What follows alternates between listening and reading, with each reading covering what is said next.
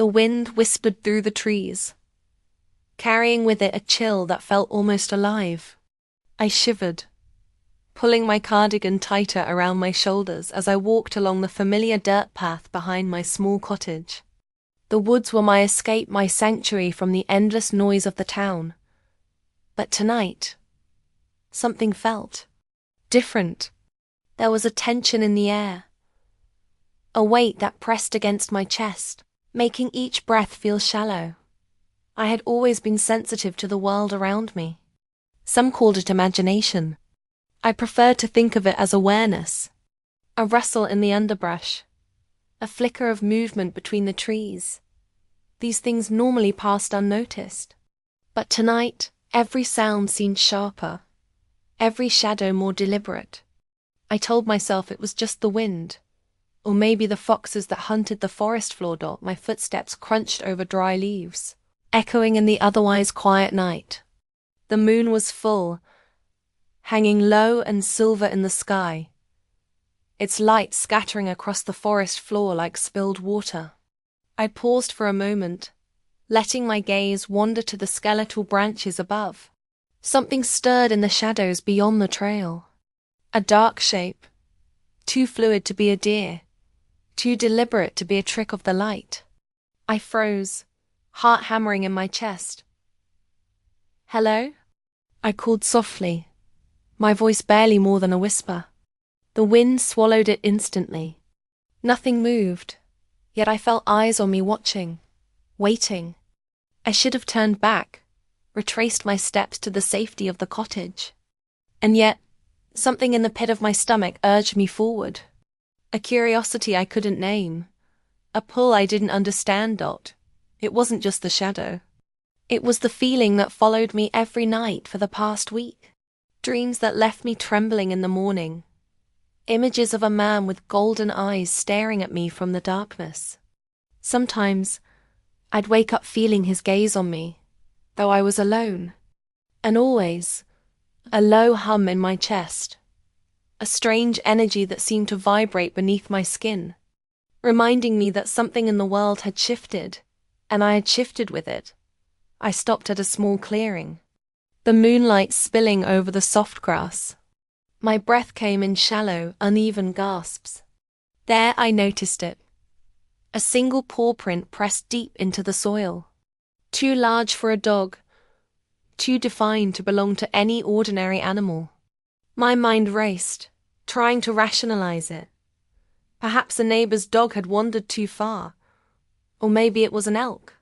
But even as I tried to reason it away, the air grew heavier, charged with something I couldn't name. Then I saw him. He stepped from the shadows as if the darkness itself bent to make way for him. His movements were graceful, silent, and somehow commanding.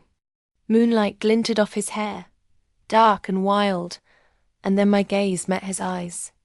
Golden, fierce, and impossibly deep. They seemed to look straight into me, through me, past the layers I had built to protect myself. I stumbled back, heart thudding so hard it felt like it might break free from my chest. I wanted to speak, to ask who he was, to demand that he explain why my world suddenly felt so small and fragile. But no words came. I only stood frozen, aware that every instinct in my body screamed to run. Yet another part whispered to stay. "Don't be afraid," he said, his voice low, smooth, almost musical. There was a weight to it, a power that I couldn't define. Yet it made me believe him even before I fully understood what he meant. Something about him was wrong, or perhaps right wrong, in the way that danger feels thrilling, right in the way that destiny feels unavoidable. I took a cautious step forward. His presence was overwhelming, like standing near a fire that was both warm and scorching. Who are you?" I finally managed, my voice shaking. He didn't answer immediately. Instead, he tilted his head, studying me as if trying to decide whether I was a threat or something else entirely. Then, with a movement so quick I barely registered it, he disappeared into the forest. One moment he was there, solid and real, and the next, nothing but empty shadows. I was alone again. The forest silent but for the whisper of the wind. My heart pounded so violently I thought it might betray me to whatever had just been there. I wanted to convince myself it was a trick, that my mind had conjured him from loneliness or the eerie light of the full moon. But I knew, deep down, that what I had seen was real. I turned back toward my cottage, my steps quick and uneven. Each rustle in the bushes made me jump. Each shadow seemed to shift with intent. I could still feel his gaze on me, even though he was gone. And in that moment, I understood something terrifying and exhilarating at once. My life had changed, and I had no idea how or why. That night, I couldn't sleep. I lay in bed, staring at the ceiling, listening to the wind that now seemed full of voices and whispers. Every instinct told me to lock my doors, draw the curtains tight, and never, ever wander near the forest again. Yet every nerve in my body ached to return, to find him, to understand the pull I couldn't explain. And then I heard it, a low, haunting sound drifting from the trees. Neither wind nor animal, but something that made the hair on my arms rise. A growl? A warning? Or a call? I didn't know, but I felt it deep in my chest. An echo of something old, powerful, and utterly inescapable. I pressed my hands to my face, trying to calm the sudden panic rising in me. Yet beneath the fear, a thrill pulsed, wild and undeniable. Something had entered my life, something beyond explanation, and I had a feeling I would never be the same again. I drifted into a fitful sleep, dreams filled with golden eyes, shadowed forests, and a presence that felt at once protective and terrifying. I awoke hours later with my heart still racing. The memory of that night etched into my mind like a promise or a warning. And as I opened my window to let in the morning light, I saw it, a single paw print, fresh in the dew, pressed into the earth just beyond the edge of the clearing. My breath caught in my throat. He wasn't just a dream. He wasn't just a shadow. He was real. And he was waiting. The morning after the encounter in the forest, the world felt wrong. The sunlight was the same golden glow I had always loved, but it seemed muted, as if something had dulled its warmth. Even the birds that usually sang cheerfully outside my window were quiet, their songs hesitant, half-formed. I tried to shake the memory of him, the golden eyes, the paw print in the dew. I told myself it was just a figment of my imagination, the result of sleeplessness and the eerie pull of the full moon. But then, subtle things began to unsettle me. The first warning came at the bakery. I had stopped by to pick up my usual loaf of bread, the smell of fresh yeast filling the air. As I reached for the counter, I felt a prickling on the back of my neck, the sensation of being watched. I turned, expecting to see a fellow customer, but the shop was nearly empty. A shadow flickered at the edge of my vision, quick and uncatchable. I blinked and it was gone. The baker, a kind woman named Mrs. Klein, gave me a strange look as I left. "You've been seeing things again, haven't you?" she asked, voice soft. I shook my head, but her expression lingered in my mind. People in this town were used to their routines, their safe, predictable lives. When something or someone disturbed that, it scared them. By midday, the feeling had intensified. The forest that bordered my small property, which had always felt peaceful and familiar, now seemed alive with silent watchers. Trees shifted as if whispering to one another, leaves trembling though the wind was still. I tried to focus on chores, sweeping the porch, watering the flowers, yet every noise made me jump.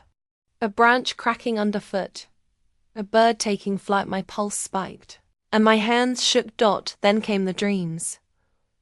I dreamed of him again, the Lycan king, standing at the edge of the forest, golden eyes locked on mine.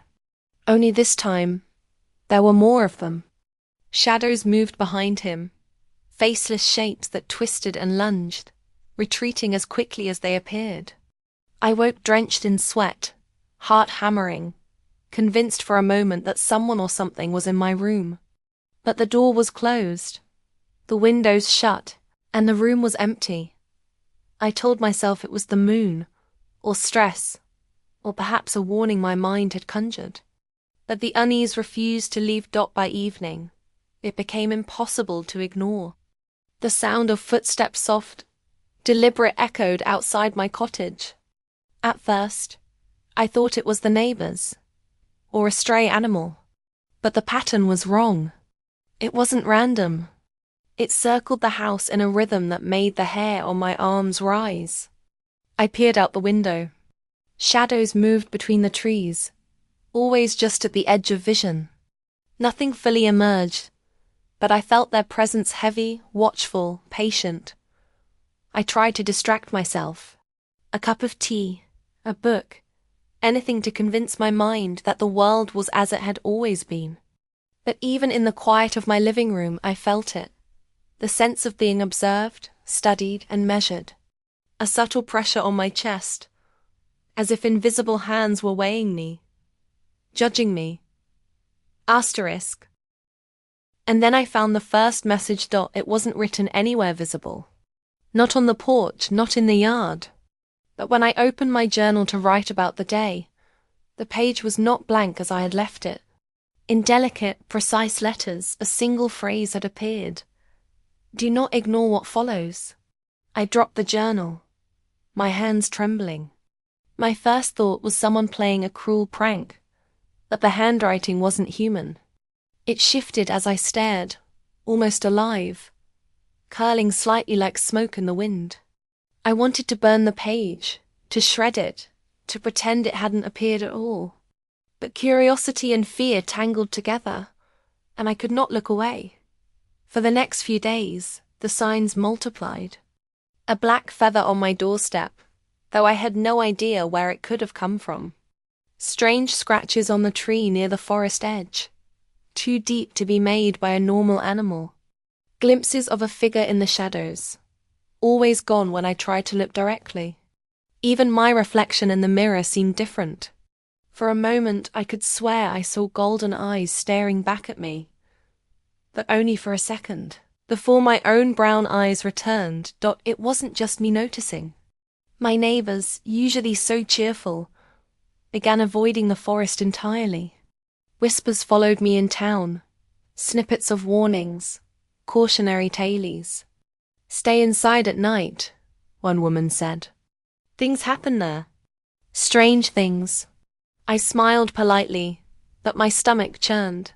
Something was happening, and I was at the center of it, though I didn't yet know why. One night I finally ventured close to the edge of the forest, drawn by a force I could neither explain nor resist. The moon was high, silver light spilling over the clearing. The air felt thick, charged, as if every tree, every leaf, held its breath. And then I heard it. A low, steady growl that made my knees weak. Not the roar of a wild animal, but something intelligent, controlled. Something that belonged to a predator who was aware of me. And yet, waiting, I froze, unable to move. The shadows shifted in the periphery of my vision. And then, a single figure emerged from the dark. The Lycan king. He stood just beyond the tree line, golden eyes glowing faintly in the moonlight. His expression was unreadable, a mixture of warning and something I could not name.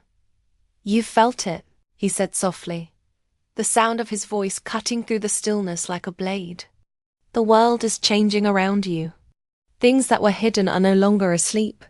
I don't understand, I stammered. What is happening? He took a step closer, the forest bending subtly around him as though acknowledging his presence. You will, he said, but you must be careful. Danger is closer than you think, and it is watching. Before I could ask more, he vanished.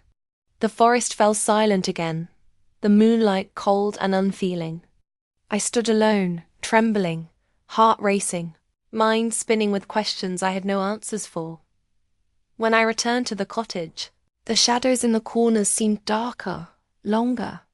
The whispers followed me into my dreams, and the world I had known safe, predictable, familiar felt fragile, like it could shatter at any moment. Every creak in the floorboards, every rustle in the trees, every flash of movement at the edge of my vision became a warning.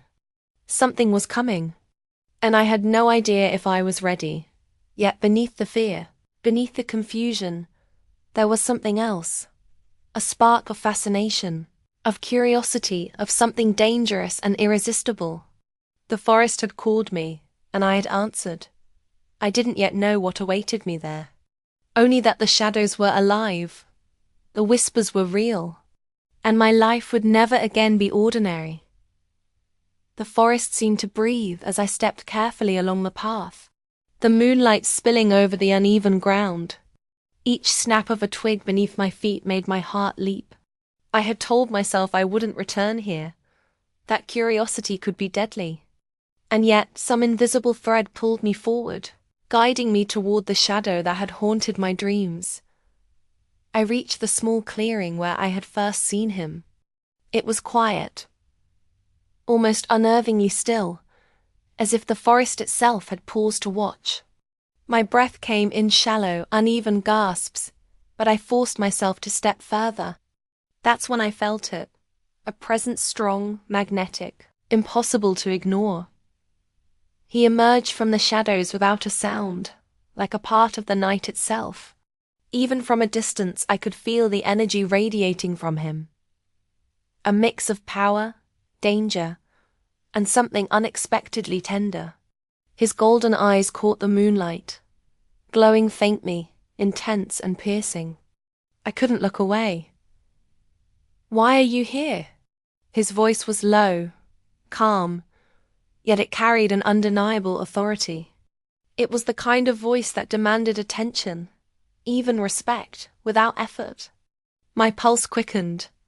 I knew, instinctively, that this was no ordinary man. I wanted answers. I stammered, unsure whether I was speaking to a human or some creature from the stories I had always dismissed. I had to know. "What you are." He tilted his head slightly, studying me with a careful gaze, like a hunter evaluating prey, but not in a way that threatened harm. There was a curiosity in him that mirrored my own, though it was tempered with a quiet control. "Answers can be dangerous," he said. "Are you prepared for the truth?" I swallowed hard, nodding. My voice caught in my throat, though I didn't know why. There was something about him, something magnetic and dangerous that set my nerves alight. I should have been afraid, and part of me was, but another part, a deeper, unreasoning part, wanted to step closer. He took another step toward me. The forest seemed to bend subtly around him, shadows shifting like silk. My heart raced at the thought of how impossible it felt to turn away. Every instinct told me this was forbidden, yet my curiosity, my fascination, refused to let me retreat. "You've been seeing things," he continued, his eyes never leaving mine, "and feeling things you cannot explain." He paused, and for a moment, there was a softness in his gaze that made my chest ache. "That is no coincidence." I took a careful breath, trying to steady the trembling in my hands. "What are you?" I asked again, though this time my voice was steadier. "I need to understand what's happening to me." His gaze flickered, the hint of something unreadable passing over his face. "I am the alpha of this forest," he said simply. "The one your heart recognizes, even if your mind does not." I felt the weight of his words more than I understood them. "Recognizes?" I repeated. My voice sounded small, fragile, almost foolish in the empty clearing. "Yes," he said, stepping closer. The scent of him, earthy, wild, yet strangely familiar, drifted toward me, making my skin prickle. Some bonds are formed not by choice but by destiny. My stomach fluttered. Destiny? Bonds? The words were strange, almost too unreal to comprehend. Yet when he spoke them, they carried an undeniable truth. I didn't understand why, but I felt a pull, as though invisible threads were wrapping around me, connecting me to him in ways I could neither see nor resist.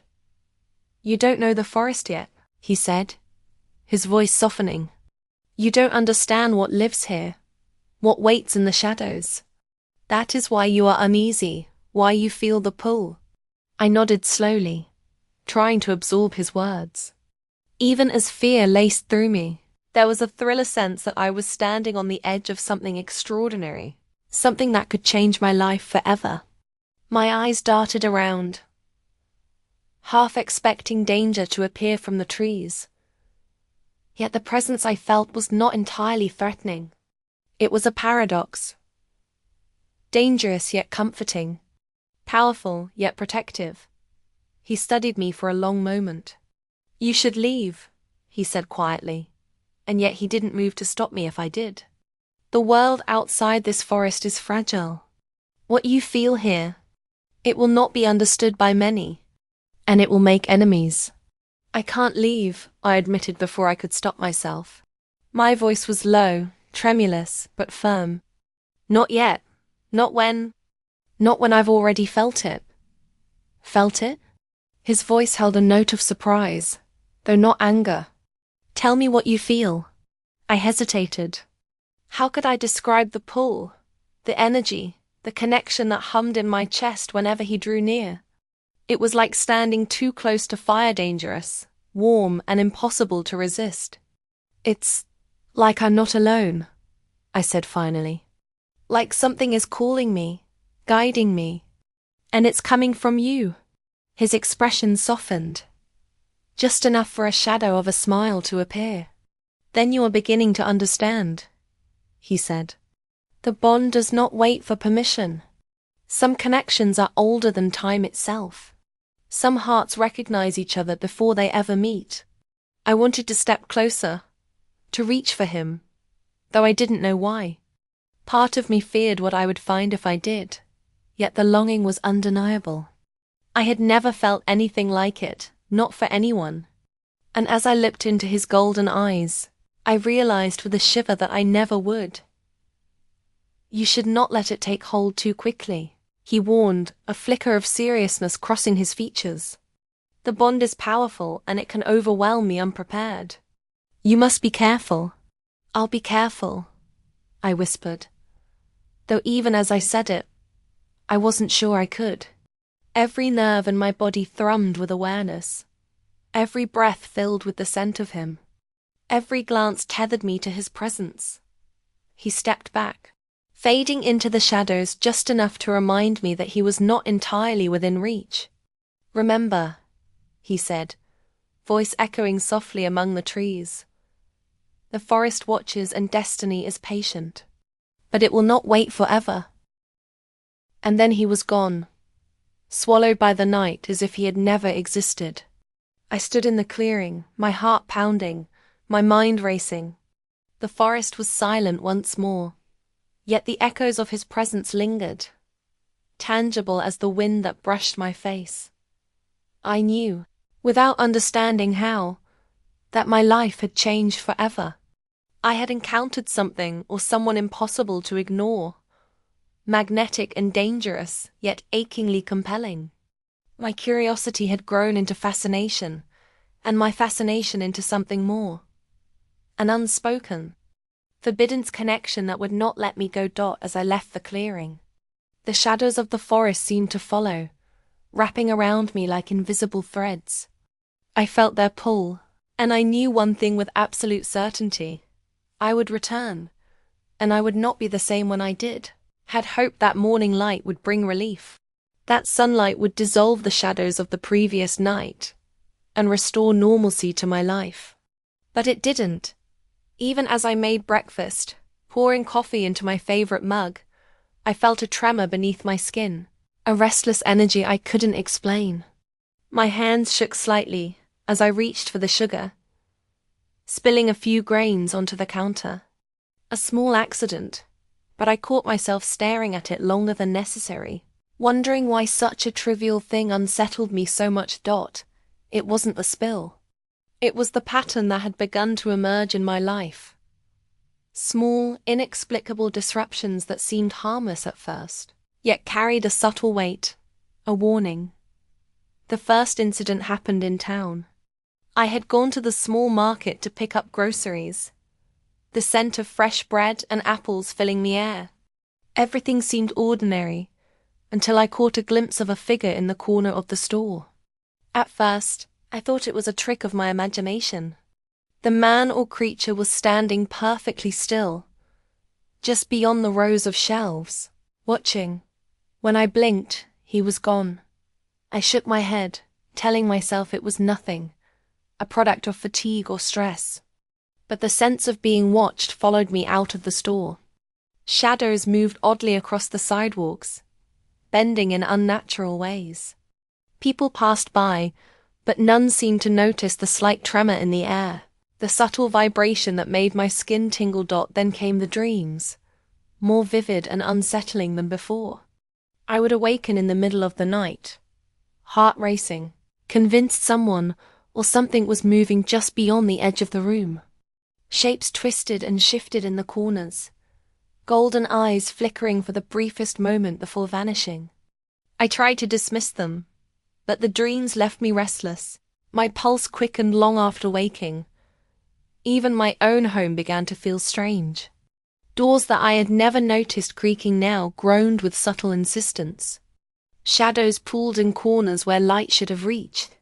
A cold draft brushed past me on still nights, carrying whispers I could not understand. Every attempt at normalcy, cooking, reading, even talking to neighbors felt fragile, as if a single misstep would shatter it completely. I wanted to resist, to convince myself that I was imagining things. But the forest had called me, and I could not ignore the pull. On a particularly still evening, I found myself walking along the edge of my property, staring at the tree line where moonlight spilled over the dark undergrowth. My heart skipped when I noticed footprints pressed into the soil, large, deliberate, unmistakably non-human. I followed them cautiously, curiosity warring with fear. They led me to a small clearing I had never noticed before, hidden beneath a canopy of twisted branches. The air here was heavier, charged with an energy I could feel in my chest. And then I saw it, a faint glow flickering in the shadows, like embers suspended in the night. A voice, low and smooth, whispered my name. "You've come again." I spun around, heart pounding, but no one was there. The forest seemed empty, yet the sense of being watched was overwhelming. I stepped back, only to find a branch snap underfoot. The sound echoed like a gunshot in the quiet clearing, and suddenly I realized how alone I truly was. The pull was irresistible. Despite the fear that tightened my chest, I moved forward, drawn to the glow, to the whisper, to the presence I couldn't fully comprehend. And then, just as I rounded a thick oak, I saw him standing there, tall, impossibly still, golden eyes catching the moonlight like fire. "You shouldn't come here alone," he said, his voice calm but carrying a weight that made me shiver. "I can't stay away," I admitted, my voice barely audible. I don't understand it, but I can't ignore it." He took a step closer, the shadows seeming to bend around him as if acknowledging his command. "The world you know is fragile," he said. "You've seen its edges now. The ordinary is no longer enough. The forest, the pack. I am part of that world, and now so are you, whether you are ready or not." The words sank into me, each one pressing against the rational part of my mind. I wanted to argue, to insist that I could retreat to my normal life, that I could ignore the pull. But it was futile. I felt it in my bones, the unmistakable tug of destiny, the invisible thread tying me to him. As we stood there, A sudden rustling broke the momentary stillness. The underbrush quivered, and my pulse spiked. Something or someone was moving just beyond the clearing. A low growl, almost imperceptible at first, rolled through the trees, sending shivers down my spine. He stepped in front of me, a protective barrier, golden eyes scanning the shadows. "You cannot ignore this world anymore," he said quietly. "It is not safe. Not for you, not for anyone who doesn't understand." I nodded, trembling, but also feeling a strange exhilaration. I had glimpsed something beyond ordinary life, something thrilling and terrifying all at once. And yet, the danger was real, pressing, inevitable. Then the rustling came closer, faster, sharper. I caught sight of movement, a shadow slipping between the trees, eyes glinting faintly in the darkness. My breath caught. I wanted to flee, but my feet felt rooted to the spot. He didn't move, didn't seem afraid. Instead, he whispered, almost to himself, "They are here." "Who?" I asked, panic rising. "Those who watch," he said. "Those who wait for weakness. You've crossed into our world, and now they will test you. But you are not alone." I felt a sudden surge of fear, but also something else, something unspoken that made my chest tighten in a way I didn't fully understand. This world, dangerous as it was, had a rhythm, a logic I could not yet grasp, and he was at its center. He was the anchor, the power, the protector, and I was tethered to him whether I wanted it or not. The shadow moved closer, and I realized with a jolt that the ordinary life I had clung to, the world of routines and safe predictability, had been shattered. The supernatural was no longer optional. It had arrived at my doorstep, and it was inescapable. Before I could react further, the figure vanished, leaving only the rustle of leaves and a lingering sense of danger. I shivered, my hands pressed against my chest, feeling the pulse of the forest itself in rhythm with my own. He reached out and placed a hand lightly on my shoulder. The contact was grounding, calming in a way I hadn't expected. "You will need to learn," he said softly. "You cannot pretend this is not your life now. The threads are tangled, and the forest will not release you. Nor will I." I swallowed hard, the weight of his words sinking into me. I wanted to deny it, to return to my small, ordinary world, to pretend this had never happened. But as I looked into his eyes, the truth was undeniable. I was part of something larger, something dangerous, something impossible to ignore. And yet, despite the fear, a spark of something else stirred within me: curiosity, wonder, perhaps even longing. The ordinary world I had once known had vanished. I had crossed a threshold, and there was no turning back. I didn't know how long I had stood in the clearing, the cold night air brushing against my skin, my heart still hammering from the encounter. Yet when I turned to leave, he was there again, as if he had anticipated my hesitation. His golden eyes caught the moonlight, reflecting something I could not name, something that made my chest tighten and my pulse quicken. "You came back," he said quietly, his voice calm yet resonant, like the hum of energy in the forest itself. "I didn't expect you so soon. I needed to see you," I admitted, my words barely above a whisper. "I can't explain why, but I felt like I had to." He stepped closer, just enough that I could see the subtle movement of his shoulders, the way he held himself with controlled strength. "Curiosity can be dangerous," he said, "but so can ignorance. Perhaps this is why you are here." I swallowed hard, aware of the magnetic pull between us. Every time he looked at me, the world seemed to narrow, the forest fading until there was only him and me. My fingers twitched at my sides, as though they wanted to reach out, to close the space between us, yet I held back. Something in me feared what would happen if I did.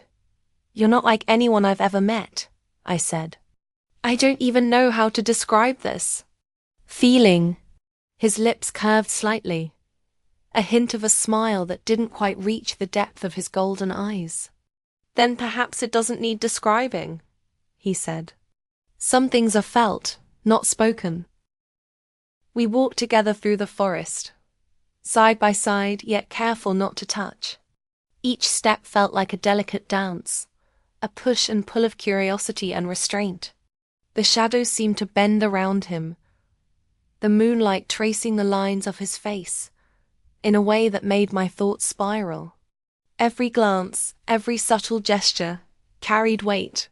His gaze lingered on me, studying me in silence, and I felt exposed yet strangely safe. You feel it, don't you? He asked suddenly, his voice soft, almost conspiratorial.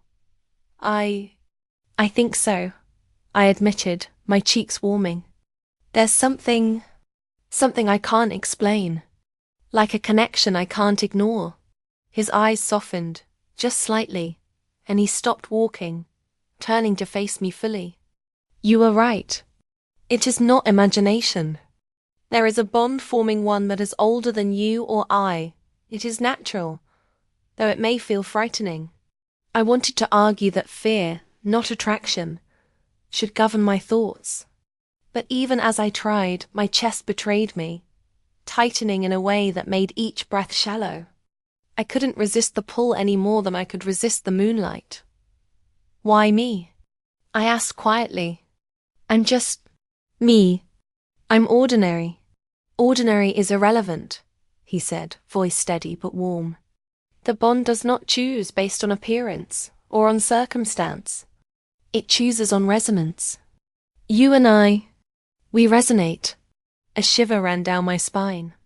I wanted to look away, to convince myself that this was just the thrill of the forest, of the moon, of the strange energy that had been surrounding me. But I couldn't. My eyes stayed on his, and I realized with a jolt that I wanted to stay there forever, even if I couldn't fully understand why. For a time, we walked in silence. The only sounds the soft rustling of leaves and the distant call of night birds. And yet the silence spoke more than words ever could. There was a growing intimacy in shared space, a quiet recognition that neither of us could ignore. I felt it in the way his presence seemed to anchor me, in the way the air shimmered slightly when he was near, in the inexplicable calm that followed even the tension. You're different from anyone I've ever met, I said again, testing the words aloud. And I don't just mean, well, everything. I mean, you feel alive, entirely alive. He studied me for a long moment, the shadows in his eyes deepening. It is the way you feel too, he replied quietly. I have never encountered anyone who resonates so fully with the forest, with the world. With me, my heart skipped. The words were careful, restrained, but heavy with meaning. I wanted to ask more, to press him, to understand exactly what he meant. But before I could, he gestured toward a patch of moonlit trees. Come, he said. There is something you should see. We approached a small glade, where the silver light pooled like water over the soft grass. There, I noticed a faint shimmer along the edge of the shadows, something moving unnaturally, fluid and deliberate. I held my breath, unsure what I was seeing, but he moved forward with confidence, as if he already knew. What is that? I whispered. His expression grew serious, a sharp contrast to the calm warmth of earlier moments. That is part of my world that I have not shown you before. It is dangerous, though not in the way you might think. As we watched, the shadows coalesced into forms I could hardly comprehend, shapes that shifted and twisted in impossible ways, yet moved with a purpose. Golden eyes appeared within them, watching, calculating. I felt a thrill of fear, the kind that made the blood rush to my face and my stomach coil with tension. He placed a hand gently on my arm. Do not be afraid, he said softly. You are safe with me. The touch was grounding, a silent reassurance that cut through the fear. I felt a connection deepen in that moment, one that went beyond words or explanation. My heart thudded, awareness sharpening, every sense attuned to him, and to the forest around us. Then, a sudden shift in the shadows caught my attention. A form broke away from the rest, moving with incredible speed. And I realized for the start that this was not an ordinary creature. It was him, the Lycan king, but not as I had seen him before. His body shimmered, almost as if he was transforming, his golden eyes brighter, fiercer, a low hum vibrating in the air around him. I stumbled back, awestruck. What are you?" He met my gaze, calm but commanding. "What you see is only a part of who I am," he said quietly. "There are truths I cannot fully reveal, not yet. But know this, the bond between us is real, and the rest will reveal itself in time." I nodded, too stunned to speak, my mind spinning with questions, fear, and fascination. The person or creature standing before me was more than human, more than I could comprehend. And yet, despite the danger, despite the mystery, the pull between us had grown undeniable, the tether stronger than fear, stronger than logic. For the first time, I understood that the forest, the shadows, and this golden-eyed figure were not separate from my life. They had become part of it, and I could not look away. And as I stared at him, witnessing a truth I could not yet fully grasp, I realized with a shiver that my ordinary life had vanished completely. The bond, the connection, and the secrets he held, they were only the beginning. I woke that night to a strange, restless energy in the air. The moon hung low, full and silver, casting long shadows across my bedroom floor. Something had shifted, something I couldn't yet name, but my instincts screamed that the forest and him were closer than usual. I couldn't sleep. Every sound outside my window, the rustle of leaves, the distant call of an owl felt amplified, like the world itself was aware of my presence. Finally, I rose and pulled on my coat, drawn by a force I could not resist. The forest called to me again, just as it had before, but tonight the pull was stronger, more urgent. By the time I reached the clearing where I had first encountered him, the shadows were deep and thick, wrapping around the trees like living curtains. I expected him to emerge immediately, to step from the darkness as he always did. But he did not. Instead, I felt it before I saw it. A vibration in the air, low and thrumming, almost like a heartbeat, but not mine. My skin prickled as I sensed movement around me. Something was approaching, deliberate and controlled, yet impossible to identify at first. Then he appeared. Not walking, not stepping, but almost gliding across the forest floor. His presence was overwhelming, radiating a power I had never felt before. Moonlight caught the lines of his face, sharpening features that were human, yet somehow not entirely so. His eyes glowed faintly, gold against gold, and I realized, with a sudden jolt, that he wasn't entirely human. "You should not have followed me here," he said softly, though there was no anger in his tone, only a warning. "I couldn't stay away," I admitted, my voice trembling. "I had to know what you are." He studied me for a long moment, then exhaled slowly. "You will see soon enough, but be warned. Some truths are dangerous, and some truths demand trust you are not ready to give." Before I could respond, the air around him shimmered, subtly at first, then more intensely. His form blurred, elongated, muscles rippling beneath his clothing in ways that no human frame could allow. His golden eyes flared, intense and luminous, and a low growl vibrated from deep in his chest. I stumbled back, fear rising in my throat. What's happening?" I whispered, every instinct screaming for me to run. "It is only a fragment of who I am," he said, his voice steady despite the transformation. "You must understand that the Lycan king is not merely a man. I am bound to the forest, to the pack, to forces older than your world. I am a protector, a predator, and a guardian." The forest itself seemed to respond. Shadows twisted and stretched, following his movements, moving with an intelligence that was almost conscious. Leaves rustled though the air was still, the ground seeming to vibrate in rhythm with the hum of his energy. I was fascinated, terrified, and captivated all at once. "You're a werewolf," I said finally, the words trembling on my lips. He tilted his head, considering me carefully. "Yes, but not like the stories you've heard. The Alpha bears responsibilities most cannot imagine. Power comes with rules and choices that bind you even when you do not wish it. There are others who would see you harmed simply because you exist near me." I took a hesitant step closer, drawn despite my fear. "I don't understand. Why me? Why am I even here?" He hesitated, and for a fraction of a second, I thought he might turn away. Then he stepped closer, his presence enveloping me like a wave. "Because the bond chose you," he said quietly. "You resonate with the forest, with the pack, with me. You were always meant to be near me, even if your mind refuses to accept it."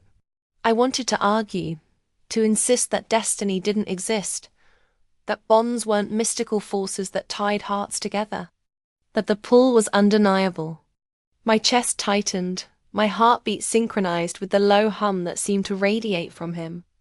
I was part of something far larger than myself, and I couldn't escape it even if I tried. "You have to trust me," he said, reaching out, but stopping just short of contact. "There are forces in the shadows that will test you.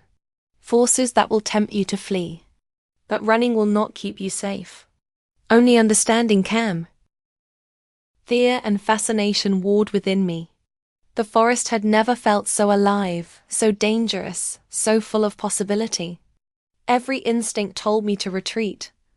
Yet another part of me, a deeper, irrational part, longed to stay, to learn, to witness more of this impossible, magnetic figure who held the night in his hands. Then, suddenly, a flicker of movement caught my eye. From the tree line, a figure, a human shape emerged, watching silently. Their eyes glinted in the moonlight, calculating, cold. A shiver ran down my spine as I realized they had been observing us the entire time. "Who is that?" I asked, voice tight with unease. He glanced toward the shadows, tension tightening his jaw. "Someone I cannot fully trust," he admitted. "A rival. A threat to the forest, the pack, to you." Before I could ask more, he turned back to me, golden eyes intense. "This is why I cannot reveal everything," he said quietly. "Because danger is real and trust must be earned." I wanted to protest, to demand honesty, but the presence of the figure in the shadows froze me. Even from a distance, I felt the potential for harm radiating from them. And as I glanced at him, at the man who was more than human, I felt a pang of doubt. Was he hiding something from me? Was I safe with him at all? For the first time, I questioned whether the connection I felt, the pull, the bond, was enough to protect me from the world I had stumbled into. My chest tightened, mind racing. I had trusted him, allowed myself to feel something I couldn't fully explain. And yet, shadows moved in ways I didn't understand, and secrets lingered behind the intensity of his golden gaze. "You don't have to understand everything now," he said softly, reading the doubt in my expression. "But you must see this. You are not alone. Not in this world, and not with me." I nodded slowly, though unease coiled tightly around my thoughts. I wanted to believe him completely, to surrender to the bond, to trust the connection that had grown between us. And yet, A lingering uncertainty gnawed at me. The forest, the pack, the shadows and him were more than I could grasp. And I realized with a shiver that the supernatural world had fully claimed me. I didn't know what would come next, or if I could handle it. But one thing was certain. My life, my world had changed forever. The pull of destiny, the power of the bond, and the secrets he carried were now impossible to ignore. And somewhere in the shadows, I sensed the first threads of betrayal, or at least the possibility of it. The days that followed were strange, suspended between the ordinary and the impossible. I went through my routine work, errands, the usual errands of life, but the world had shifted beneath me. The forest lingered at the edge of my thoughts like a half-remembered dream. And every sound, every shadow seemed to carry a secret. And he was always there, whether in memory or in presence. I couldn't stop thinking about him, couldn't stop feeling the pull of the bond. It was subtle at first, a heartbeat quickening when his name brushed my mind, a sense of warmth when I imagined him near, but it grew stronger with each encounter. My feelings were no longer just curiosity or fascination. They were something far deeper, tethered to a force I didn't fully understand but could not resist. I found him again that evening in the clearing, the silver moonlight casting his golden eyes in sharp relief. "You came," he said, a faint smile tugging at his lips. "I had to," I whispered, stepping closer, the forest hush wrapping around us. "I can't stay away." His gaze softened, and for a moment, the tension of the world slipped away. He extended a hand, but I hesitated, my chest tightening at the thought of the bond between us. "You're different from anyone I've ever known," I said, voice low. "I don't understand it, but I feel it too. I feel the pull." "That pull is more than attraction," he said quietly. "It is connection. It is destiny." I shivered at the word. Destiny sounded vast, inescapable, and frightening. "Destiny," I repeated. What if I can't handle it?" "You already have," he said, his golden eyes piercing mine. "You came into the forest when few dared. You have felt what others never will. That is the first test, and you passed." We stood there, suspended between words and silence, until the faint rustle of leaves reminded me that the forest was alive. My heart skipped. Shadows moved just beyond the clearing, twisting and elongating unnaturally. Something was out there watching. He noticed too. His expression darkened, and the air seemed to grow heavier. "They are close," he muttered. "The rivals. Those who resent my bond with the forest. Those who resent me. What do they want?" I asked, suddenly aware of how fragile I was in this world. "They want control," he said. "They want to dominate what they cannot understand. And they will test us if they can." My stomach tightened. I had glimpsed the shadowed figure before, the one who had lingered at the tree line. The realization that danger was not abstract but real made my pulse race. "Can we stop them?" I asked, fear pressing at the edges of my voice. He reached out, brushing a strand of hair from my face. Careful yet intimate. "Perhaps, but caution is necessary. Trust is our only shield, and even that has limits." I nodded, though unease coiled in my chest. The bond between us pulled me closer, yet the shadows of the unknown threatened to unravel everything I had begun to feel. The night deepened, and we moved through the forest together. Every rustle, every snapping twig set my senses on edge. And then I noticed something. Footprints, larger than any humans, crisscrossing the edge of the clearing. They weren't his, they were sharper, clawed, precise. "They're testing us," he said, eyes narrowing. "One step closer and they will try to provoke a reaction. I need you to stay calm. Trust me." I will try," I whispered, but my fingers shook despite my effort. The tension was palpable, thickening with every passing minute. And yet, amidst the fear, there was connection. The way he guided me, shielded me, even without touching me. It was intimate, unspoken, and far more powerful than anything I had ever experienced. I realized that I was tethered to him in ways that were both comforting and terrifying. Suddenly, the shadows shifted faster than my eyes could follow. A figure stepped into the clearing, another alpha, older, taller, and radiating authority I had never felt before. His eyes locked on the Lycan king, and the air between them seemed to crackle with challenge. "You brought her here," the newcomer said, voice deep and cold. "Do you realize what you've done? She belongs to no one but herself," the Lycan king replied, calm but firm. "And she is under my protection." My heart raced. I didn't fully understand what was happening, but instinct told me the newcomer was dangerous. The forest seemed to hold its breath. I felt exposed, vulnerable, and yet oddly aware of the bond that connected me to the Lycan king.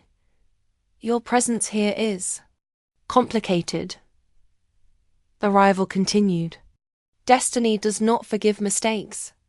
And bonds can be broken." I didn't understand all the words, but the implication was clear. My connection to him, our bond, was under threat. My chest tightened, and for the first time, doubt clawed at my certainty. Could I trust him completely? Could I step further into this world without being destroyed? The Lycan king's gaze softened as he looked at me. "Do not be afraid. But you must understand," he said quietly. "The path you are on is not without peril. Choices will come, and not all will be easy." I wanted to ask more, to plead for clarity, but the rival alpha's eyes remained fixed on us, warning of unseen dangers. The forest seemed darker, heavier, and for a fleeting moment, I wondered if I had misjudged everything, if the bond, the connection, even him, could carry me safely through the challenges that now loomed. "You must decide," he whispered, golden eyes locking onto mine. "Will you pull back, retreat to the safety of the world you once knew? Or will you surrender to destiny, with all its risks and uncertainties?" My heart pounded. The words were simple, but the weight behind them pressed against me like the thick night air. I wanted to run, to escape the shadows and the tension, to preserve the life I had once known. And yet, another part of me, a deeper, unshakable part, wanted to stay, to trust, to follow the pull of the bond that had grown between us. The rival alpha took a step closer, silent but menacing, and I realized the moment of choice was immediate. Danger hovered at the edges of the clearing, the forest itself holding its breath. I had a decision to make: retreat and preserve the ordinary, or step fully into the unknown, tethered to a man who was more than human, whose secrets had already begun to unravel my world. I glanced at him, his golden eyes steady, unwavering, filled with unspoken reassurance and promise. The bond was real, undeniable, and yet fragile against the shadows gathering around us. The night deepened, and the clearing seemed suspended in time. My chest tightened, my pulse a thunderous rhythm in my ears. The forest, the rival, the bond, the destiny, they were all intertwined now, impossible to separate. And I knew, with a certainty that both thrilled and terrified me, that my next choice would change everything. Could I surrender to destiny, embrace the bond, and step into the unknown? Or would fear, doubt, and the shadows of the forest push me to pull away forever, altering the path before me? The decision hung in the moonlight, silent but urgent, as the rival's gaze bore into us and the Lycan king waited, patient and unyielding. And I realized with a shiver that there was no turning back. The forest was quieter than usual that evening. The kind of silence that pressed against your ears and made each heartbeat sound impossibly loud. I moved cautiously, following the Lycan king deeper into the shadows, toward a part of the woods I had never seen before. His golden eyes glimmered faintly in the moonlight, guiding me with an unspoken authority, but his usual calmness was tinged with urgency. "Why are we going this far?" I asked, my voice barely above a whisper. "There are truths you need to understand," he said, tone serious. "Not just about me, or the forest, but about yourself." My pulse quickened.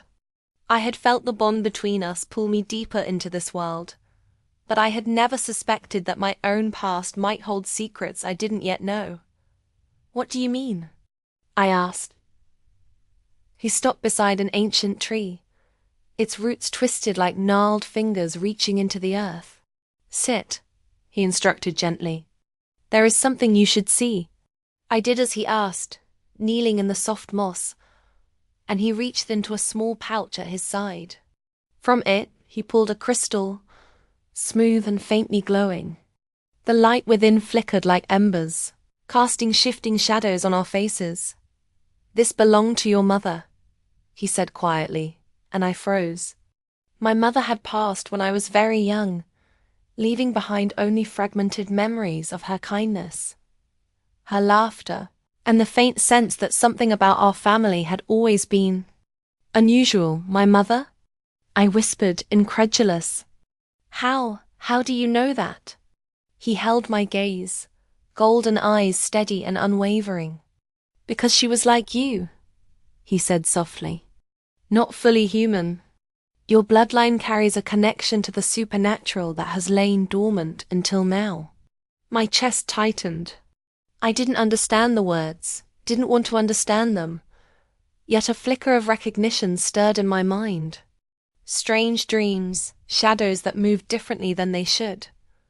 A pull toward the forest, these had always been part of me. And now, finally, they were being explained. "You're saying, I'm... what?" I asked, voice trembling. "Like you?" "Not exactly like me," he said, shaking his head. "You have inherited a rare gift tied to your lineage. Your mother's blood carried an ancient bond with the forest, with the Lycan pack, and with forces older than you can imagine. That bond has awakened because of your presence here, and because of me." I felt a shiver ripple through me, a mix of fear and fascination. Why didn't anyone ever tell me this? My whole life, I thought I was ordinary. "Some truths are hidden to protect you," he said softly. "Some are revealed only when the time is right. And now, the time is right." He held the crystal toward me, and I felt a strange warmth pulse through my body. Images flashed behind my eyes, memories that were not mine, yet somehow familiar. I saw shadows moving like whispers. I saw faces from the past I didn't recognize. And I saw a young girl standing alone in the forest, staring at a golden-eyed figure. "Your mother trained you in ways you never knew," he said. "She left guidance in the blood itself, in the ways you would recognize only when the bond awakened. That bond is now yours to understand and to master." The revelation was overwhelming. I felt my knees weaken, my chest tightening with disbelief. Everything I thought I knew about myself, my ordinary life, my choices, my destiny was shifting. The world I had trusted as safe was gone, replaced by a reality where bloodlines, magic, and destiny intertwined in ways I could barely comprehend. "Why me?" I whispered, voice shaking. "Why was I chosen?" He hesitated, and for the first time, I noticed a flicker of something guarded in his expression. "Because your lineage is rare. Because your presence fulfills part of an ancient prophecy that even the pack has kept secret. You were always meant to step into this world, to awaken what has lain dormant." A chill ran through me. Prophecy, destiny, bonds that reach beyond understanding. My mind spun with the implications. If this was true, if my life had been guided by forces I didn't know existed, then everything I had felt, everything I had feared, everything I had been drawn to, it had all been leading here. And the bond between us? I asked, needing to understand if the connection I felt was real, or just manipulation of fate.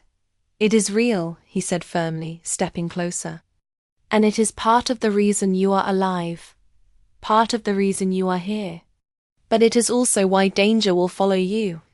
Those who envy the bond, who seek to control it, they will not stop, and they will test your loyalty, your courage, your heart. I swallowed hard, feeling the weight of his words settle in my chest. Danger, prophecy, bloodlines, each element intertwined with the other, creating a tapestry I had never anticipated. And within that tapestry, I realized that my choices mattered more than ever. You mean, my life isn't just mine? I asked, voice trembling. Not entirely, he admitted. Some paths are laid before us. Others we carve ourselves. But both are connected.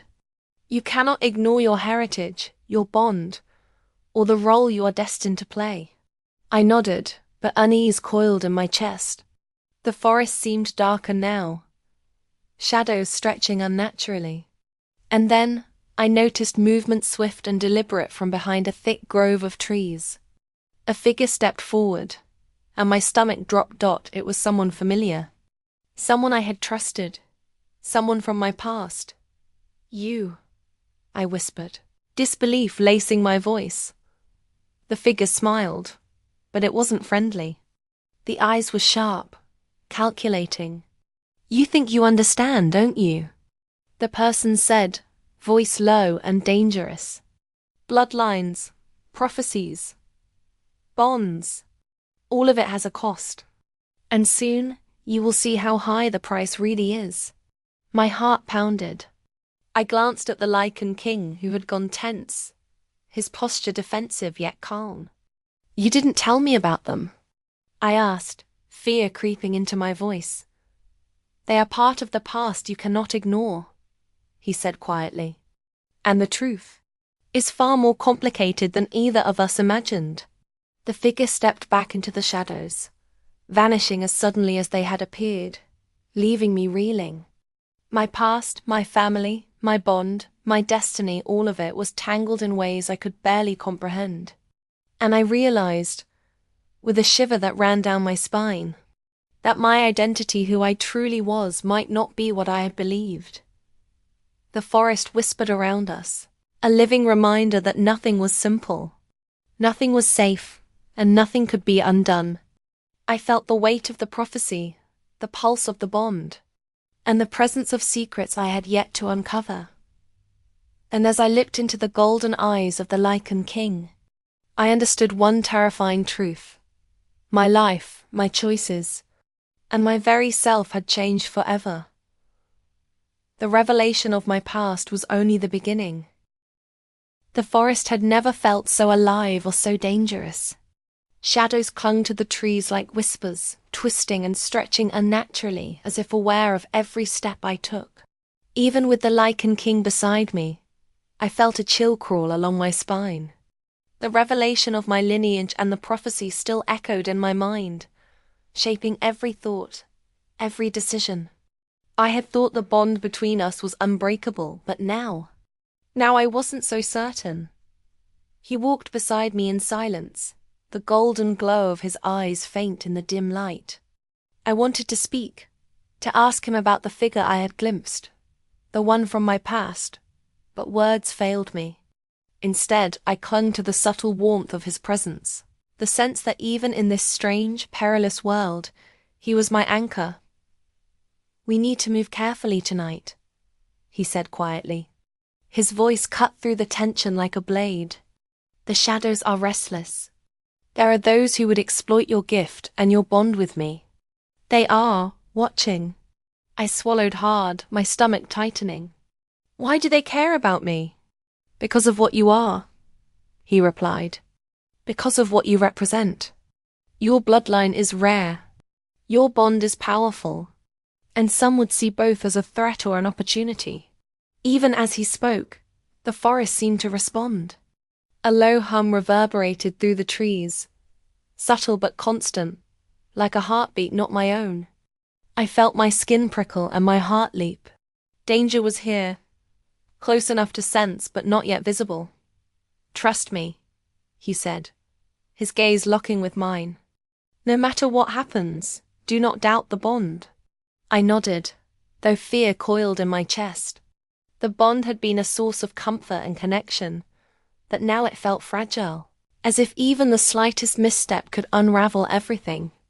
And yet, even with the danger looming, I couldn't deny the pull, the way my heart raced when he looked at me, the way my chest seemed to resonate with his presence. We reached a small clearing, moonlight pooling like silver water on the grass. It was peaceful, deceptively so, and I allowed myself to breathe for the first time in hours. But the stillness was an illusion. From the tree line, a faint shimmer appeared, movement too fluid, too deliberate to be natural. My pulse jumped. "What is that?" I whispered. He stepped in front of me, protective, his golden eyes narrowing. "A test," he said quietly. "The forest has its own guardians. Not all are friendly. Some will challenge us, to see if we are worthy." Before I could respond, a shadow leapt forward, fast and silent. I barely had time to catch my breath as it passed between us, brushing my shoulder, leaving a chill that ran straight through my bones. My heart raced, fear and exhilaration intertwining in a way I didn't fully understand. "You're safe," he said immediately, his voice firm but calm. "But we cannot linger. They will continue to come." I nodded, gripping the edge of my coat. My mind was spinning. Every sense was heightened. Every shadow a potential threat. Every rustle of leaves a warning. And yet, even amidst the fear, I felt the bond pulling me closer to him, stronger than ever before. "Why do they test us?" I asked, voice trembling. "To see if we are worthy," he said. "To see if we can protect what is important, and to see if the bond can withstand fear, doubt, and temptation." Temptation. The word sent a shiver down my spine. I had never considered that my connection to him could be challenged, not by distance, not by danger, but by the choices we would be forced to make. The thought unsettled me more than the shadows, more than the unseen eyes watching us dot as we moved forward. Another figure emerged, more deliberate this time. I caught the faint glint of golden eyes, not his, but similar, familiar, and terrifying. A rival alpha, more imposing than the last, stepped into the clearing. The tension was palpable. I felt the weight of his gaze, the unspoken challenge in the way the air seemed to tighten around us. "You have someone precious here," the rival said, voice low, deliberate. "Do you understand what that means?" He didn't answer immediately. Instead, he took a slow step forward, placing himself between me and the rival. "I do," he said finally. "And I will not allow harm to come to her." My chest tightened at the way he spoke, protective and unwavering. Yet even as relief washed over me, doubt crept in. The rival's presence felt like a warning, a reminder that the bond, as powerful as it was, could be tested and even threatened. Could I truly trust him? Could I trust myself? The rival alpha studied us, eyes flicking between me and him. "You will make choices," he said finally, voice a low rumble. "And some of those choices will determine your future. And hers." "What do you mean?" I whispered, fear clawing at my chest. The rival merely smiled, a gesture both cold and knowing, then disappeared into the shadows as suddenly as he had appeared. I let out a shaky breath. That wasn't real, was it?" I asked, voice tight. "It was," the Lycan King said quietly. "And more will come." The forest, the prophecy, the bond. They are not without trials. And each trial will test the strength of what we share. My chest tightened further, torn between fear and fascination. The bond had never felt stronger. Yet the outside forces pressing against us were undeniable. I wanted to run, to retreat to the ordinary life I had once known, safe and predictable. And yet, another part of me, the part that had always resonated with him, with the forest, with destiny, urged me to stay. "You don't have to decide tonight," he said softly, sensing my hesitation. "But you must know. Danger is coming, and when it arrives, the bond will be tested. Your heart will be tested, and our choices will define the path forward." I nodded, feeling the weight of his words settle deep in my chest. The bond between us pulsed with warmth, reassurance, and something I couldn't quite name: hope, perhaps, or courage, or the quiet promise that I was not alone. And yet, even as I clung to that connection, the shadows in the forest seemed to close in around us, whispering of trials yet to come. The prophecy, the rivals, my own hidden lineage, they were all threads weaving into a tapestry I didn't fully understand. He reached for my hand, just barely touching mine, and I felt a jolt of warmth and certainty. "Whatever comes," he said softly, "we face it together. But you must be ready to trust." Completely. I swallowed hard. Trust. Destiny. Bond. Every word resonated within me, echoing like a heartbeat I could not ignore. And as I looked into his golden eyes, I realized the truth. The choices ahead would demand everything I had, everything I was, and perhaps more than I thought I could give. The night deepened, shadows stretching and twisting, unseen eyes watching us from the darkness. And I knew, with a thrill that mingled fear and longing, that my next step would define not only my destiny, but the bond I could no longer deny. I had a choice: pull back, retreat into safety, and abandon the world I was being drawn into, or surrender fully to the pull of destiny, with all its uncertainty, all its danger, and all its promise. And before I could make a decision, a sudden movement in the tree line froze me in place, a shadow slipping closer, fast, deliberate, and threatening. I gasped, heart racing. The trial had begun. The forest had grown wild and almost unrecognizable under the moonlight, the shadows stretching like fingers across the path. Every step I took felt heavier than the last, burdened by fear, anticipation, and the weight of the unknown. I could hear the distant rustle of leaves, whispers in the wind, and most unnerving, the faint, deliberate rhythm of unseen footsteps following us. The Lycan king moved beside me, every movement precise, every sense alert. His golden eyes scanned the shadows with a ferocity I had never seen before. Yet beneath the edge of predator instinct, there was a softer, protective light reserved for me. I clung to that, to the bond, to the warmth that reminded me that, for all the danger, I was not alone. "Something is coming," he said softly, voice tense. "We are nearing the heart of the forest, the place where the prophecy begins to unfold. And with it, the trials." I nodded, though dread coiled tightly around my chest. Trials. The word had haunted me ever since I learned about my bloodline, my bond, and the prophecy tied to both. I wanted to be brave, to trust him fully, but uncertainty pressed against me like a weight I could not shake. "What kind of trials?" I asked, trying to keep my voice steady. "Choices," he said, his eyes catching the faint silver of the moon. "Impossible choices. Ones that will force you to decide between safety and love, truth and denial." My stomach twisted. I thought I understood danger, the rival alphas. The shadows in the forest, but the idea of a choice, one that could unravel everything I had come to feel, terrified me more than any unseen threat. Before I could respond, a low hum filled the air. Shadows shifted rapidly, converging in the clearing ahead. Shapes emerged, neither human nor fully animal, but creatures tied to the forest's deeper magic. Their presence was mesmerizing, almost beautiful, yet their movement carried a silent warning.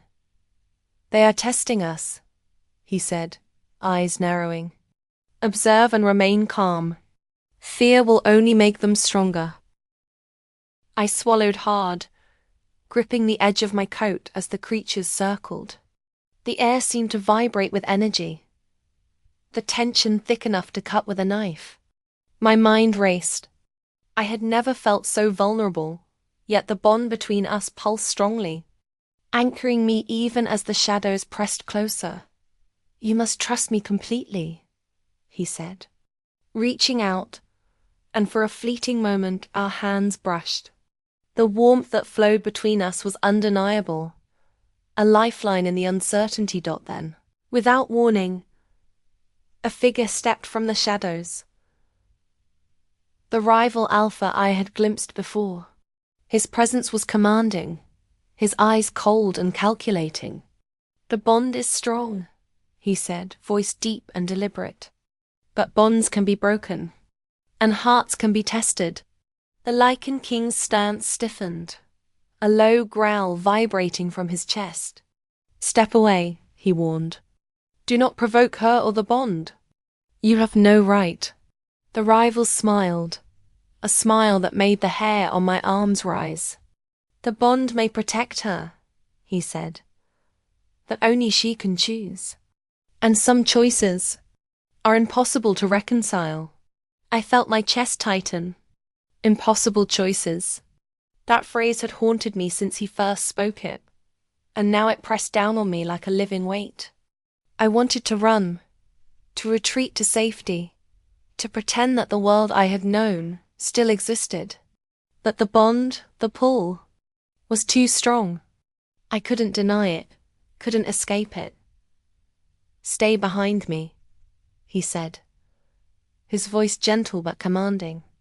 "No harm will come to you if you trust me." I nodded, fear mingling with the warmth of the bond, as he stepped forward to confront the rival. For the first time, I saw a darker side of him, a feral intensity that made the forest itself seem to bend around him. He was no longer just the man I had grown close to. He was alpha, predator, protector, and something ancient. Something terrifying and magnificent all at once. The rival moved with equal precision, circling, testing, probing. The creatures of the forest seemed to watch, waiting for a misstep, an indication that we were not ready. Every instinct screamed at me to step back, to hide, to remove myself from this confrontation. Yet the bond tethered me to him, a lifeline I could not release. And then it happened. The rival alpha struck not violently, not in a way that could harm, but with a challenge that forced the Lycan King to respond. Shadows danced around us as he demonstrated his mastery, his strength, his ability to protect the bond. The display was awe-inspiring, yet it left me shaken, aware of just how powerful and dangerous he truly was. "You must choose now," the rival said, voice like a low rumble. "Will you pull back, retreat to safety, deny what you feel? Or will you surrender fully to destiny, to the bond, to him?" The words cut through me. My chest tightened, my pulse thundered in my ears. Every part of me wanted to run, to protect myself from the unknown, from the prophecy, from the trials that lay ahead. And yet, another part, a deeper part one could not ignore, wanted to stay, to trust, to embrace the bond that had transformed everything I thought I knew about myself. I looked at him, at the Lycan King who stood between me and danger, his golden eyes steady, unwavering.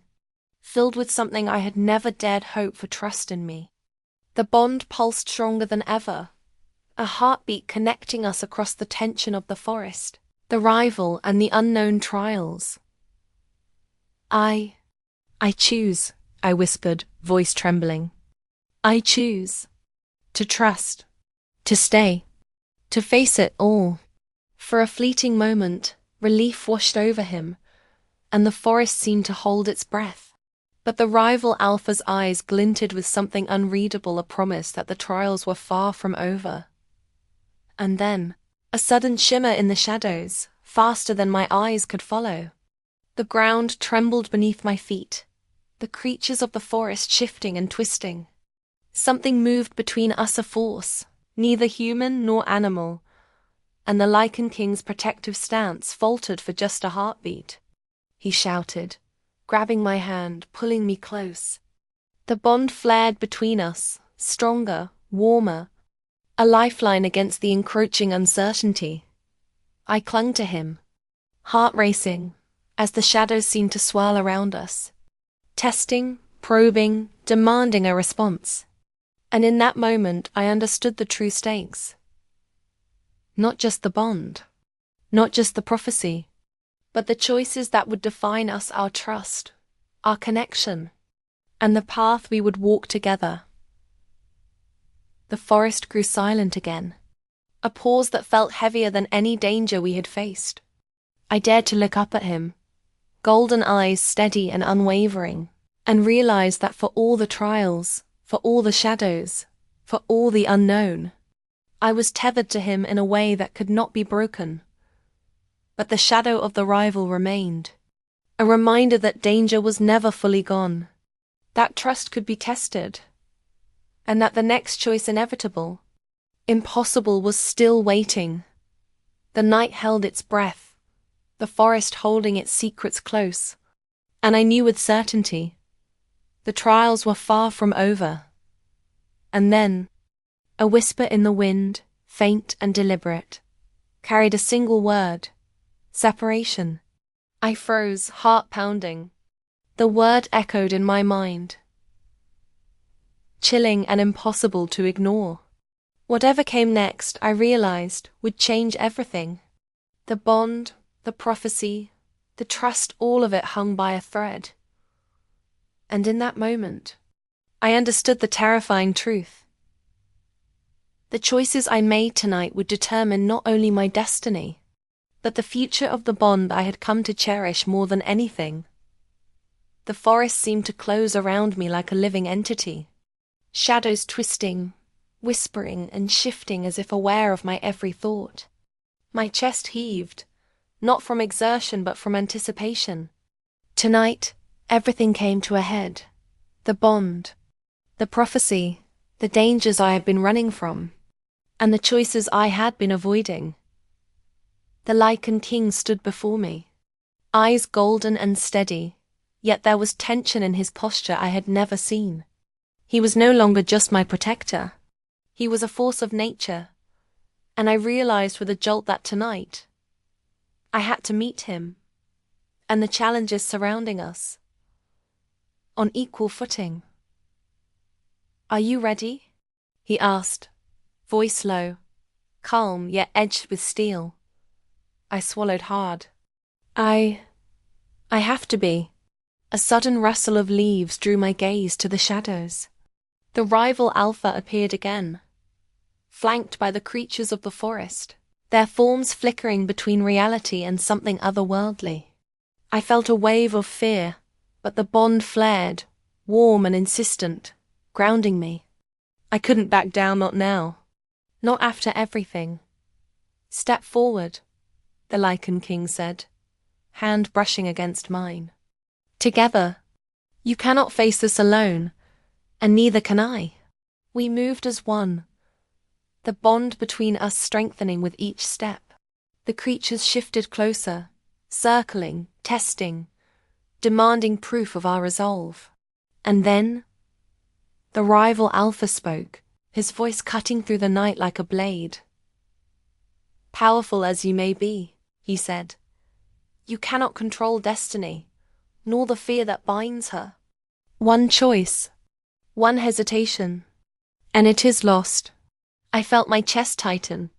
One choice, the weight of the prophecy, my bloodline, and our bond pressed down on me.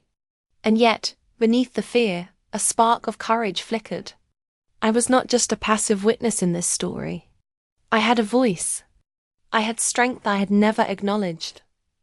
The creatures lunged not violently, but with an intent to challenge, to separate, to test. The ground seemed to shift beneath us as the Lycan king demonstrated his mastery, warding them off with skill and precision. But the real challenge was not the creatures themselves. It was the moment when the rival, Alpha, focused his attention on me. "You," he said, voice low, deliberate. "Step forward, claim your own power, or deny it. The choice is yours." I froze, heart pounding. This was it, the moment I had feared. My greatest test. My deepest fear was not the forest, not the creatures, not even the rival. It was failing the bond, failing him, failing myself. I closed my eyes and took a breath. The warmth of the Lycan king's hand against mine reminded me that the bond was more than fear or magic. It was connection, trust, choice. And I realized then that I had the power to face this trial not as a victim, but as a participant. When I opened my eyes, I stepped forward, the bond pulsing strongly between us. I could feel the forest itself respond, the shadows receding, the creatures pausing, as if recognizing that the balance had shifted. I didn't know how, but I understood. Courage, when paired with trust, could reshape even destiny. The rival Alpha stepped back, eyes narrowing, sensing the shift. "So be it," he muttered. "The bond is strong. For now. That the trials are never truly over." The creatures dissipated, fading into the forest like mist under the moonlight. The weight of tension lifted slightly, replaced by a profound sense of relief. I looked at the Lycan king, and for the first time, our bond felt whole, unshakable, and mutual. "You did it," he said quietly, his voice a mixture of awe and something deeper pride. I realized that made my chest ache. "You faced the trial. You claimed your place." I shook, not from fear but from the intensity of what had just happened. I didn't know I could," I whispered. "Yes," he said. "You could. And you can. You are more than your fears, more than your past. You are remarkable." The forest held a gentle hush, the night now a witness to our victory. But amidst the calm, I sensed change, not just in the forest, not just in the Lycan king, but within myself. I had stepped fully into the supernatural world, claimed my bond, and embraced my destiny. And yet, the lessons of this night were clear. Every victory carried responsibility. Every bond carried trials, and every choice shaped the path forward. I was so afraid, I admitted, voice soft. Afraid I would fail. Afraid I would lose you. Afraid I would lose myself. He cupped my face gently, his gaze intense yet tender. "Fear is natural," he said, "but it does not define you. You chose courage. You chose trust. And in doing so, you have become stronger than even you know." I felt tears prick at my eyes, not from sadness but from relief, from awe, from the depth of everything we had endured. The bond pulsed warmly between us, a reminder that we had faced the impossible together, and survived not unscathed, but unbroken. Yet, as the first light of dawn began to filter through the trees, I realized that the night had left its mark. The rival Alpha was gone, but his warning echoed in my mind. The trials were never truly over. Danger, prophecy, and choice would continue to follow us, shaping every step. "I don't want to lose this," I whispered, voice trembling. "You won't," he said firmly. "The bond is real. The bond is ours. But remember, every choice from now on will test it. And that is how we grow. How we endure. How we survive. I nodded, feeling the weight of his words sink deep. There would be more trials, more dangers, more moments when fear could take hold. But tonight, we had faced the ultimate challenge together and emerged stronger. The bond had been tested, love had been tested, and I had discovered courage I never knew I possessed. The forest began to lighten with the approaching dawn, the shadows retreating, the whispers fading into silence. And as we stood together, hand in hand, I understood that this was not the end, but a transformation, a step into a new life shaped by choices, by trust, and by the bond that could not be broken. Yet, even in the calm, I sensed the threads of destiny stretching forward, unseen but inevitable. The prophecy, the rivals, the forest itself, all of it was still alive, still watching, still testing. But for the first time, I no longer felt helpless. I had faced my greatest fear, claimed my power, and embraced the bond. Whatever came next, I would face it not as a frightened bystander, but as a participant in the story of my own life. And as I looked into the Lycan King's eyes, golden and unwavering, I knew one uncheckable truth.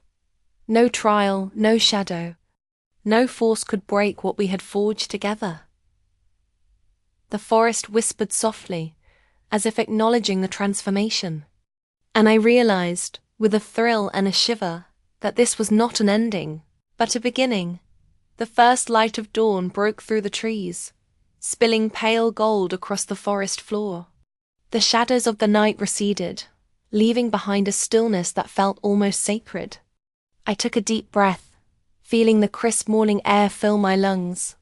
And for the first time in weeks, I felt a sense of calm, fragile but genuine. Beside me, the Lycan King shifted, his golden eyes catching the sunlight, warm and steady. The forest had been a crucible, testing everything we held dear. The bond, our courage, our trust. And though the trials had been exhausting, harrowing, and sometimes terrifying, we had emerged from them changed, not just stronger, but deeper, more connected, more aware of the truths that lay at the heart of who we were. I glanced at him, noting the subtle lines of fatigue in his expression, the weight of responsibility etched into his posture. The alpha role had always been heavy, demanding vigilance, strength, and sacrifice. And yet, now alongside me, he seemed different, not just powerful and commanding, but softer, more open. I realized he too had been transformed by everything we had faced together.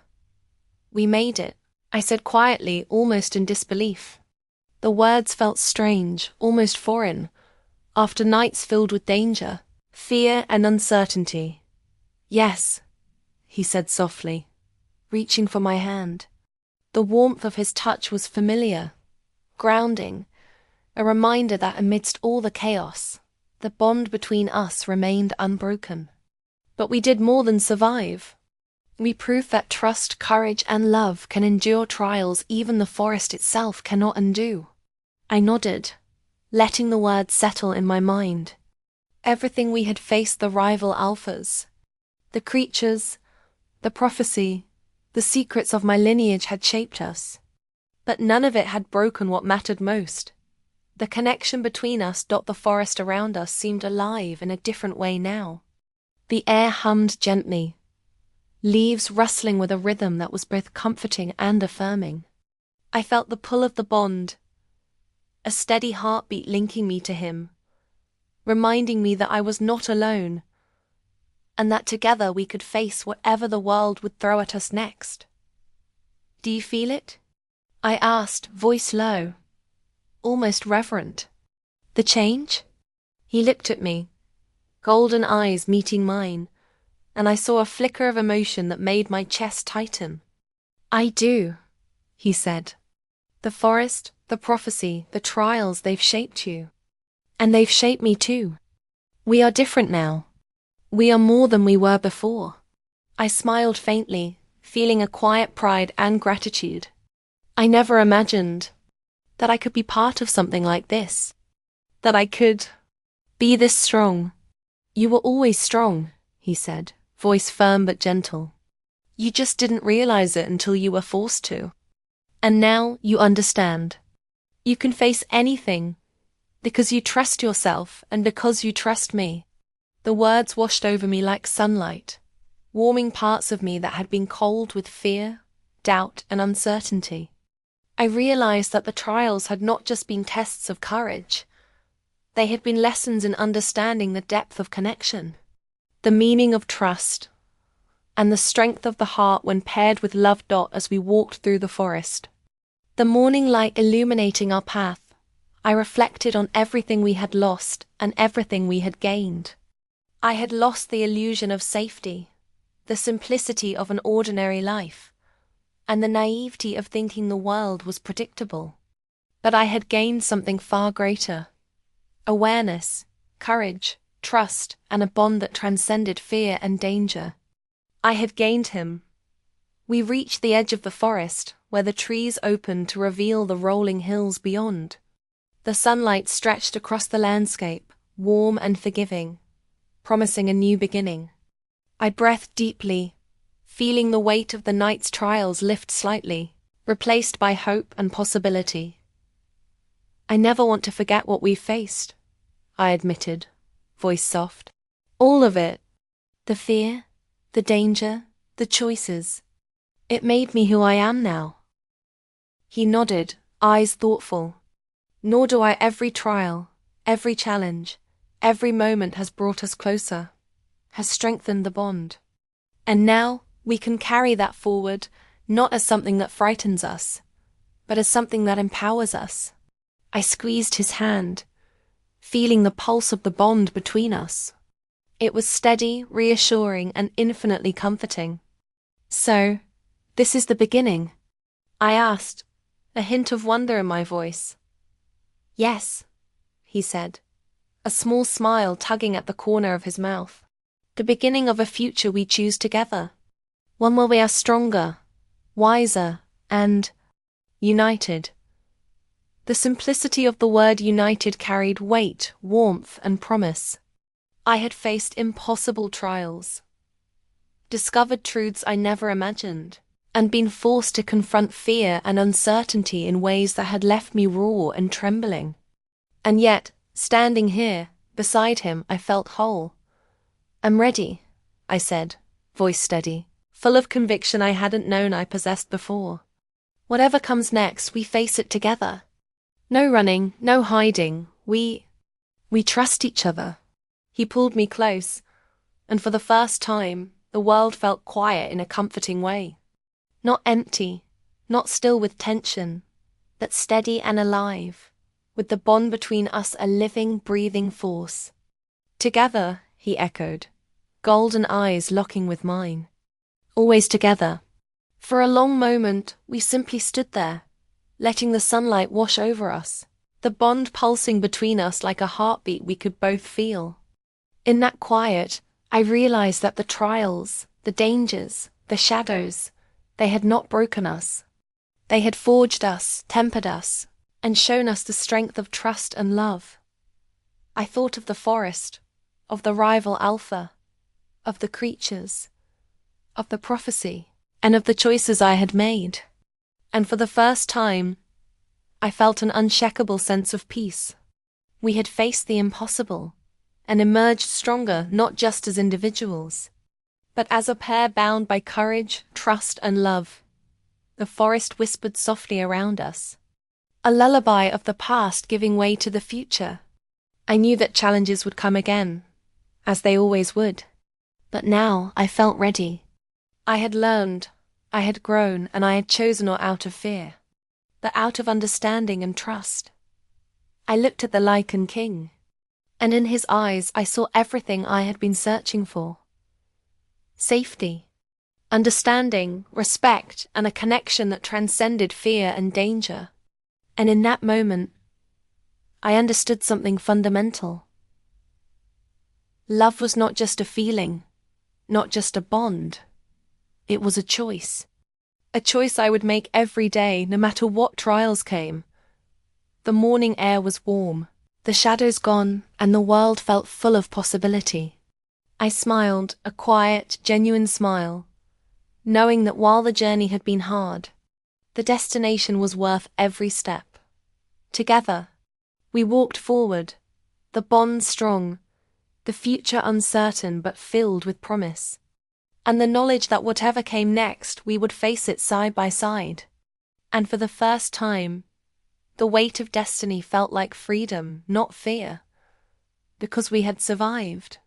We had chosen courage, trust in each other, and in doing so, we had become more than we ever could have imagined.